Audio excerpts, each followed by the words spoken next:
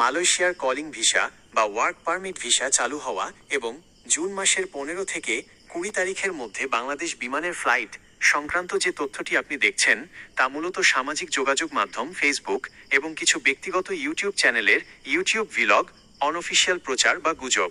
বাংলাদেশ ও Malaysia সরকারের পক্ষ থেকে আজ পর্যন্ত জুনের 2026 সাধারণ কর্মীদের জন্য নতুন করে কলিং ভিসা চালু করা বা 15-20 জুনের মধ্যে বিশেষ ফ্লাইটের কোনো অফিসিয়াল ঘোষণা দেওয়া হয়নি।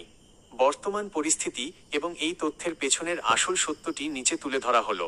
বর্তমান পরিস্থিতি ও সতর্কবার্তা। অফিসিয়াল কোনো ঘোষণা আসেনি।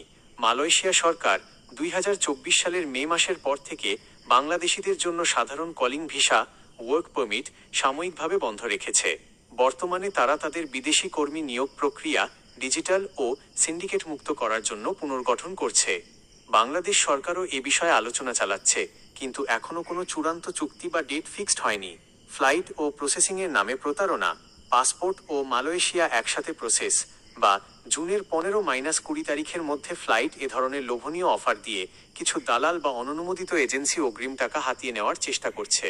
অফিসিয়াল ভিসা ইস্যু না হওয়া পর্যন্ত কোনো এয়ারলাইন্সের, যেমন বাংলাদেশ এয়ারলাইন্স পক্ষে সাধারণ কর্মীদের জন্য এভাবে টিকিট বা ফ্লাইট নিশ্চিত করা সম্ভব নয়।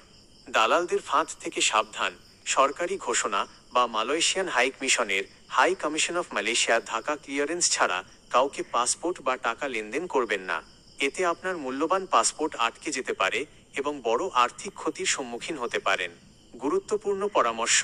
মালয়েশিয়ার কলিং ভিসা সংক্রান্ত যে কোনো সঠিক তথ্যের জন্য সবসময় প্রবাসী কল্যাণ ও বৈদেশিক কর্মসংস্থান মন্ত্রণালয় অথবা বিএমইটি এর অফিসিয়াল নোটিশ বোর্ড ফলো করুন। দালালদের সামাজিক মাধ্যমের চটকদার বিজ্ঞাপনে বিভ্রান্ত হবেন না।